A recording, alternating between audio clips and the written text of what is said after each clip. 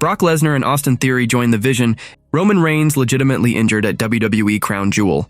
Was WWE Crown Jewel 2025 good? Massive plans in store for CM Punk and AJ Lee after Crown Jewel. Massive congratulations to Carmella and Corey Graves. Damian Priest's girlfriend reacts to Aleister Black and Zelina Vega's attack. Tama Tonga breaks silence after returning on WWE SmackDown. Triple H's actions are hurting WWE. The WWE's plans for Elimination Chamber. Drew McIntyre makes a game-changing request to officials backstage. Mercedes Mone's blunt response to WWE return speculations. The WWE is breaking a major rule for John Cena's last ever match. Not good news for Gunther. Let's dive right in. Was WWE Crown Jewel 2025 good? WWE took over Australia with Crown Jewel, and the event was a total hit. Every match brought something special, from shocking moments to unforgettable battles. The crowd was electric, and each fight delivered its own kind of magic. But which moments stood out? Here's a breakdown of every match from the premium live event, rated out of 5. Number 1. Roman Reigns vs. Bronson Reed. Australian street fight Crown Jewel kicked off with a brutal street fight between Roman Reigns and Bronson Reed, continuing their bad blood from Clash in Paris. Weapons flew, with Reigns smashing Reed with a cricket bat. Things heated up when Braun Breaker jumped in, helping Reed powerbomb Reigns through the announce table. The Usos then stormed in, sparking a wild brawl with the Vision. The big shock came when Jey Uso accidentally speared Reigns through a table, letting Reed seal the win with a tsunami. This huge victory for Reed in his home country opened new doors for Reigns' storyline with the Usos. The match was fun, with great crowd energy and solid spots, though some parts felt predictable. Rating, 2.5 out of 5. Number 2. Stephanie Baker vs. Tiffany Stratton, Women's WWE Crown Jewel Championship. The Women's Championship match saw Stephanie Baker and Tiffany Stratton battle it out. It took a bit for them to click, but they delivered a tough, exciting fight. Stratton pulled off slick moves like a wicked backbreaker and an Alabama slam. Baker answered back, winning with a thrilling corkscrew spiral tap, snapping Stratton's 2025 winning streak. Both women showed grit, but the match needed a bit more intensity to truly shine. Rating, 3 out of 5. Number 3. John Cena vs. AJ Styles, WWE Crown Jewel 2025. Two wrestling legends, John Cena and AJ Styles, faced off for one last epic clash at Crown Jewel. They brought back their best moves from their 2016 rivalry while honoring other stars like The Miz, Chris Jericho, Bray Wyatt, and Randy Orton. Cena survived a Styles clash, sweet chin music, and more, but Styles couldn't finish him. Cena sealed the win with a tombstone piledriver and an attitude adjustment. This match was a heartfelt nod to wrestling history and the stars who shaped their careers. It kept the crowd glued to their seats and nearly matched their all-time best bouts. Rating, 2.5 out of 5. Number 4. Rhea Ripley and Sky vs. Kabuki Warriors. Rhea Ripley returned to her home country, teaming with Sky against the Kabuki Warriors. Ripley was the star of the show, but only got involved midway. Asuka and Kairi Sane dominated Sky for most of the match, though Sky had her moments. When Ripley tagged in, chaos erupted with several near falls. In the end, Sane took a big boot meant for Asuka, leading to a riptide and over the moonsault for the win. Ripley and Sky scored a huge victory, but the match felt like it could have pushed the stars even further. Rating, 2.5 out of 5. Number 5. Cody Rhodes vs. Seth Rollins, Men's WWE Crown Jewel Championship. The main event saw Cody Rhodes and Seth Rollins clash in a heated battle, their first since their friendship turned sour again. It matched the intensity of their past encounters. Rollins countered a disaster kick with a smooth powerbomb,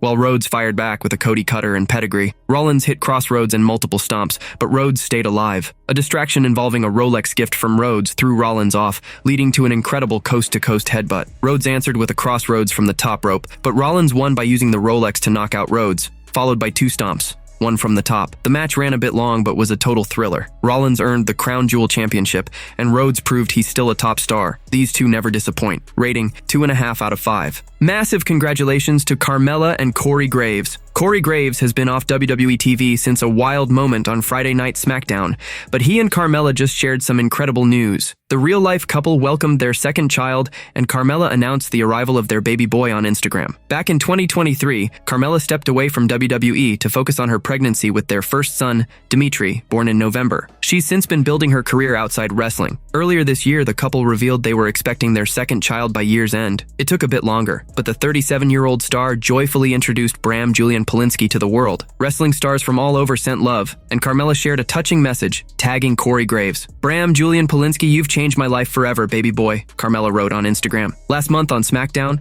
Corey Graves stepped up big time. When Brock Lesnar came hunting for John Cena before WrestlePalooza, Graves tried to protect Michael Cole. Instead of backing down, he begged the Beast incarnate to spare the voice of WWE. Lesnar didn't touch Cole but hit Graves with 2 F5s, writing him off TV for now. There's no word yet on when the former NXT Tag Team Champion will return to the commentary desk. Meanwhile, Carmella's done with in-ring action and has no ties to any wrestling company. She's all about raising her family with Graves, having not competed in over 2 years. Damian Priest's girlfriend reacts to Aleister Black and Zelina Vega's attack. Aleister Black and Zelina Vega have teamed up on WWE TV, and their alliance just cost Damian Priest big time. On this week's SmackDown in Australia, Black and Priest settled their weeks-long feud in a brutal last-man-standing match. In the final moments, Vega stepped in, begging Priest not to hurt her husband, but it was a setup. Aleister hit the former Judgment Day star with a fireball, then sealed the win with a black mass. Priest's girlfriend, NXT star Lola Vice, didn't stay quiet. She took to X, slamming Black and Vega's dirty tactics and hinting she might step in to back Priest up. Vice is a rising force in NXT's women's championship scene, and she's been spotted with Priest often, confirming their real-life romance. It's going to be wild to see if Lola brings the fight to SmackDown to even the score.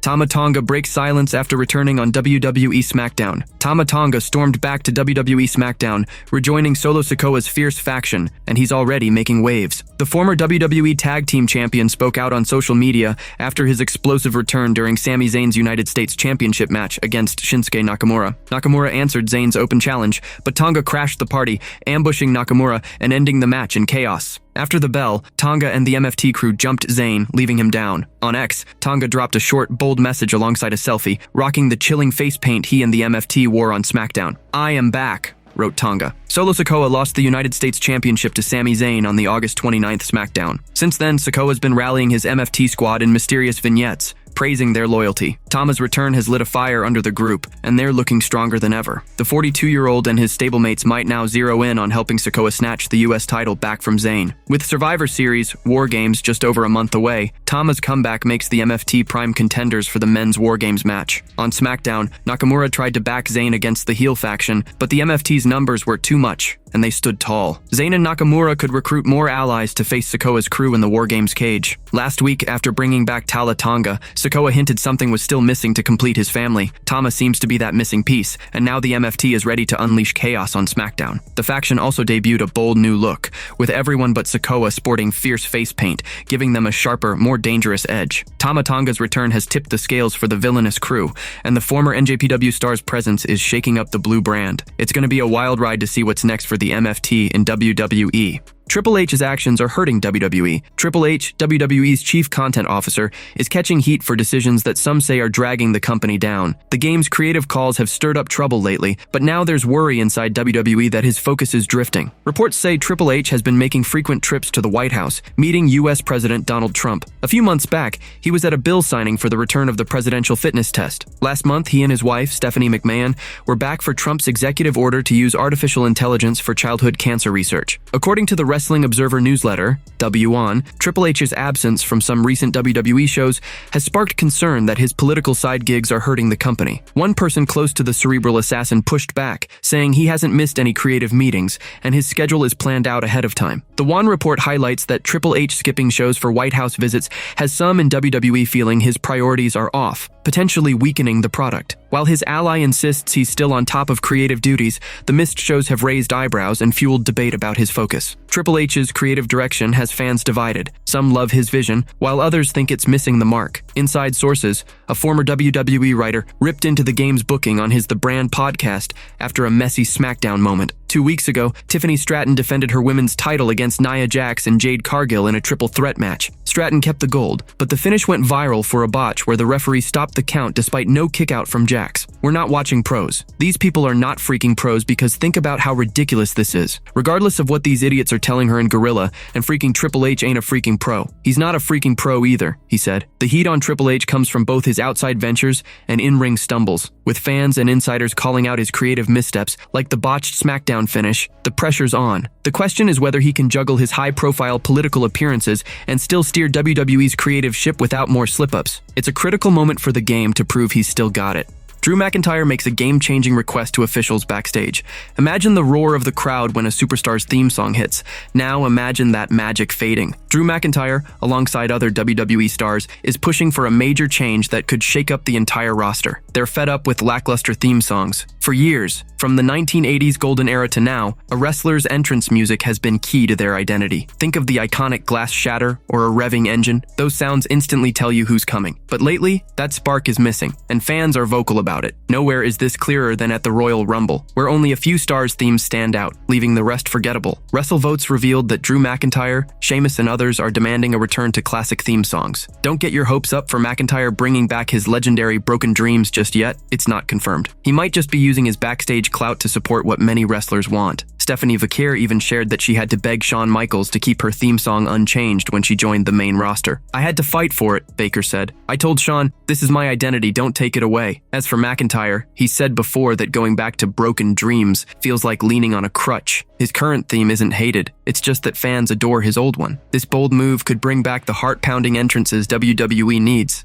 Mercedes Mone's blunt response to WWE return speculations. Mercedes Mone, once known as Sasha Banks, is done with fans asking if she'll return to WWE. The question keeps popping up, and she's had enough. Mone left WWE in 2022 after a fallout over creative differences, walking out alongside her tag team partner Naomi. Since then, she's been on fire. She took Japan by storm in 2023 with unforgettable matches and joined AEW in 2024, where she's been ruling the ring as a top star. During a recent Instagram Live, the 33-year-old AEW TBS champion got visibly frustrated when fans brought up a possible WWE comeback. She made it clear she's tired of the same old question and just wants to enjoy her moment. "For the love of all of my fans, please don't start with me, asking me when I'm coming back to you know where. Please don't ask me that, please, okay? I'm in a good mood. I'm in a good portal. I'm tired of that question. Please," she said. Mone has shut down WWE return rumors before, saying she's happy in AEW and has no plans to go back. Right now, she's collecting titles like nobody's business. Besides the AEW TBS Championship, she holds 9 other belts worldwide. Tonight,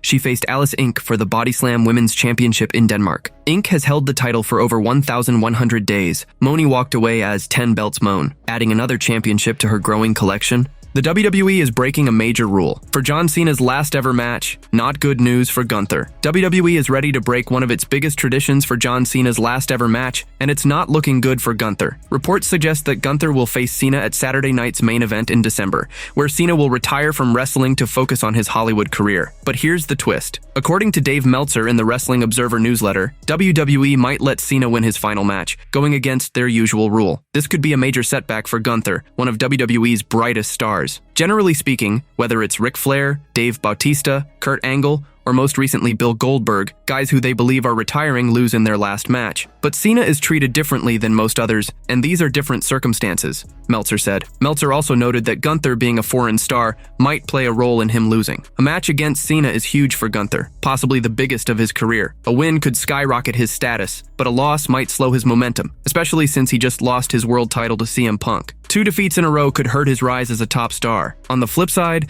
this could light a fire under Gunther, pushing him to prove himself heading into WrestleMania season. Will this be a crushing blow or the start of a fierce comeback? Brock Lesnar and Austin Theory join the Vision. Get ready for a wild twist at Survivor Series. War Games in San Diego, where Brock Lesnar is set to make a massive comeback. Even more surprising, he's rumored to be teaming up with the Vision alongside an unexpected name for the big match. Tensions have been sky-high between Roman Reigns and the Vision, who've been making Reigns' life miserable. Now it looks like they're headed for an epic showdown in a 5-on-5 War Games match, according to the Wrestling Observer newsletter. The report says Reigns will lead a team with CM Punk, Jacob Fatu, Jey Uso, and possibly Jimmy Uso, or LA Knight. They'll face the Vision's squad: Seth Rollins, Braun Breaker, Bronson Reed, Brock Lesnar, and, shockingly, Austin Theory. Austin Theory's inclusion is a jaw-dropper, especially after his rough patch. His storyline with Grayson Waller hinted at a split for ages, but when it finally happened, Theory was sidelined with an injury. Joining the Vision could be a game-changer for him, as his career has taken a hit under AAA's creative direction. Teaming with Rollins makes sense since they were in a faction together years ago. As for Lesnar, his role is less clear, but putting the Beast in a War Games match, a first for him, shows WWE wants to go all out for this major event. Will this bold move shake up the entire show?